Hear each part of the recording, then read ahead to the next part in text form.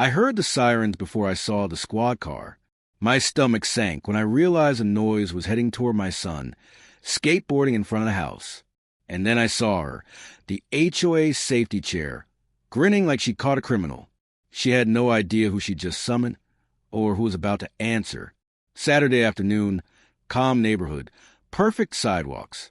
My 15-year-old Jalen was practicing a basic trick in front of our house, helmet on, careful to stay off the road like I told him. I was on the porch with my coffee, half proud, half nervous, as parents always are. We live under an HOA that treats fun like a threat. Trash cans, grass height, approved paint colors, fine. But last month, they added a new rule: no wheel devices on sidewalks. Skateboards included. Most people laughed and ignored it. Karen didn't. Her real name is Cynthia, but everyone calls her Karen, and she's earned it. Clipboard in hand, tight smile, and a voice that makes every sentence sound like an accusation. She'd already warned us twice. Once when Jalen's friend sat on our mailbox, and once because my car was too close to the curb. That day, she stepped straight onto the sidewalk and planted herself in Jalen's path like a living barricade. "Stop now," she said. Jalen slowed to a halt, confused. "Ma'am, I'm just—" "Skateboards are prohibited. Bylaws Section 4, she interrupted, tapping her clipboard like it were a badge. I stepped down from the porch. "Hey, he's not hurting anyone. He's right in front of our house." Karen's eyes flicked to me, gleeful. "So, you admit you're allowing violations?" "Violations?"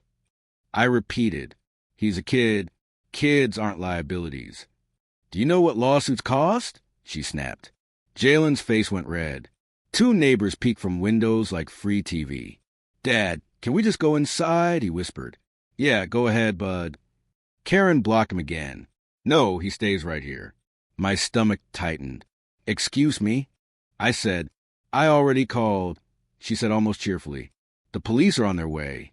For a second, I thought she meant HOA security. Then she added, "I reported an unsafe individual causing a disturbance." Jalen stared at her. "Police for skateboarding?" Karen lifted her chin. Lawful instruction from an HOA volunteer with a clipboard. I forced my voice calm. "Ma'am, back up. You can't keep my son from going home." She smirked. "Watch me." The sirens grew louder. A squad car rolled into our cul-de-sac and stopped in front of the driveway. Two officers stepped out. The younger one stiffened when he saw the skateboard. Karen rushed forward, talking fast. "This boy has been recklessly skateboarding, refusing to comply. His father encourages it. I want him cited, maybe taken in." "Taken in?" Jalen's hands tightened on his board. The older officer held up a hand. "Ma'am, step back." Then he looked at me. "Sir, what's going on?" Before I could answer, Karen jumped in, louder, as if volume made it true. The older officer turned to Jalen. "Son, did you threaten anyone? Damage anything? Refuse to leave property?" "No, sir. I was just riding." She wouldn't let me go inside. The officer's eyes snapped to Karen. "You told him he couldn't go home?" Karen waved it off. "Accountability, community safety." "Ma'am, you can't detain people." Her smile twitched. Then she pointed at me. "He's the problem. Ask him for ID." "Sir, may I see your identification?" the officer asked. I nodded. Karen leaned closer, practically vibrating with satisfaction. I pulled out my wallet, and my phone lit up. "Lieutenant, your academy class roster is confirmed for Monday." Karen's eyes flicked to one word, "Lieutenant." Her face didn't go pale, but something cracked. I handed the ID to the older officer. He looked down, then up, posture shifting to subtle respect. "Sir, are you the instructor from the police academy?" Karen leaned closer, desperate. I glanced at Jalen, then back at her. "Yeah, that's me." Karen tried to laugh. "Oh, then you understand safety, so you'll agree he should be cited." The officer didn't smile. "Ma'am, you called 911. That's serious." My wife came down the steps, putting an arm around Jalen. I took my ID back. "Officer, my son has done nothing. I want him cleared." He nodded, then lowered his voice. "Lieutenant, you should know what she told dispatch. It wasn't just skateboarding." Karen clenched her clipboard. My stomach sank.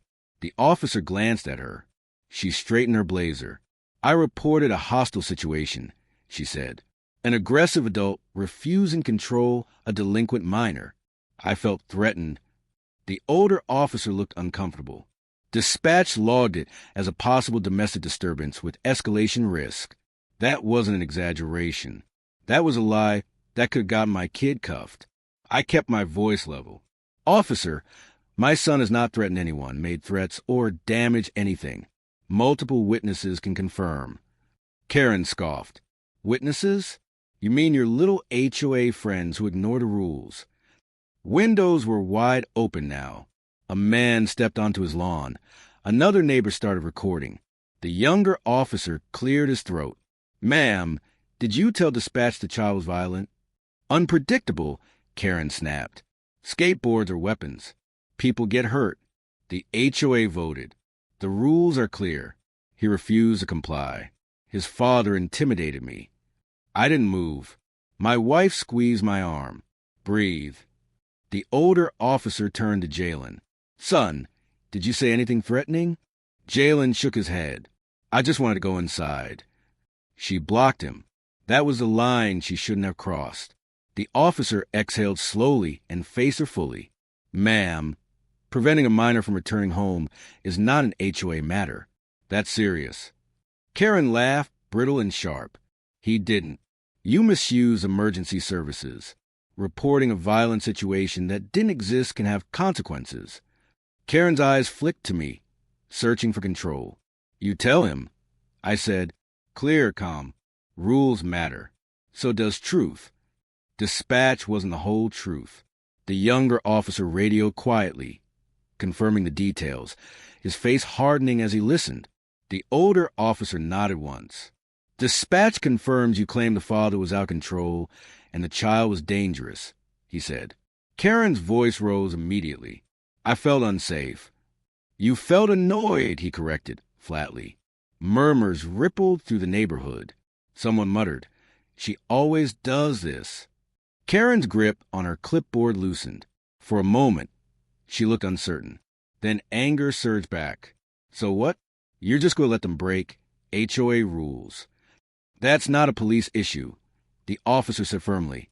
She spun toward me. "You think this is over? I'll fine you. I'll escalate this to board." I met her stare. "You already escalated. That's the problem." The younger officer stepped closer. "Ma'am, false reports can have serious consequences for innocent people, especially kids." Karen's mouth opened, then closed. Confidence drained, replaced with panic. I was just doing my job. "You're a volunteer, not law enforcement," he said. Silence hung thick. Then the older officer spoke, voice sharp. "Ma'am, we're going to need your identification." Her head snapped up. "Why?"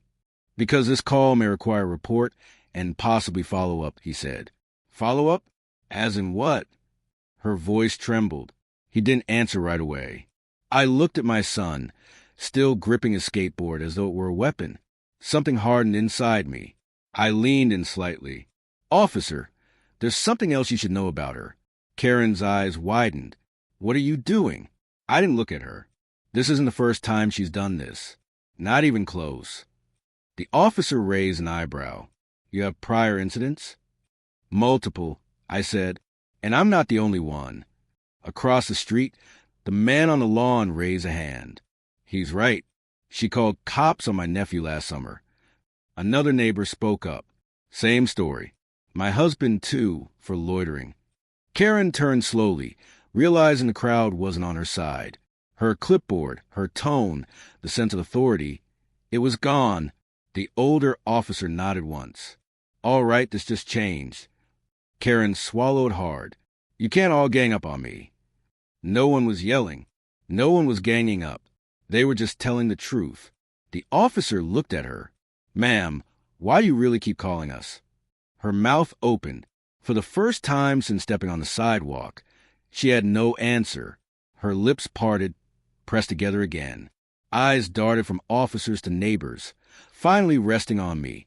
The silence stretched. Heavy, uncomfortable. "I'm protecting this community," she said at last, voice thinner, less sharp. "From what?" the older officer asked. "From chaos. From people who don't follow rules." "Skateboards?" the younger officer asked quietly. Something in her cracked. "My son broke his arm on one of those." She snapped suddenly. Years ago. Kid flying down the sidewalk. No helmet, no control. Nobody did anything. No parents, no HOA, no consequences. Her voice rose. "So yes, I take it seriously." The neighbors exchanged looks. Anger still there, but now with context. The officer nodded slowly. "I'm sorry that happened, but that doesn't justify false emergency calls." Karen shook her head, frustrated, almost desperate. "If I don't act, no one does. You don't see what I see." I stepped forward, not as an instructor, not as authority, but as a parent. "You didn't see my son," I said. "You saw a memory." Her eyes flicked to Jalen. Really looked at him this time. Helmet on, hands shaking. A kid who just wanted to practice a trick outside his own house. The realization hit her late and hard. The older officer spoke again. "Here's what's going to happen. No citation. No charges. But this call will be documented." Karen's breath caught. "Documented?" "Yes," he said. "And if there's another false report like this, it won't be a warning." She nodded quickly. "I understand." The officer turned to Jalen. "You're free to go home, son." My wife exhaled for the first time in what felt like an hour. As the officers returned to their car, the younger one paused beside me. "Sir, thank you for staying calm." I nodded. "That's the job." The squad car pulled away. The street slowly returned to normal. Doors closed, phones lowered, neighbors drifted back inside. Karen stood alone now. No clipboard, no audience. She cleared her throat. I didn't mean to scare him. Jalen looked at me. I let him decide. He shrugged. "You did. That's all." Then he walked inside. Karen lingered a moment longer, then turned and walked away. Smaller, somehow quieter. That night, I sat in the garage with Jalen. No skateboarding. Just talking. About rules, about fear, about how power feels different depending on who holds it. The HOA never enforced that skateboard rule again. And Karen? She stopped calling the cops. Not because she lost authority, but because, for the first time, she learned what it actually costs.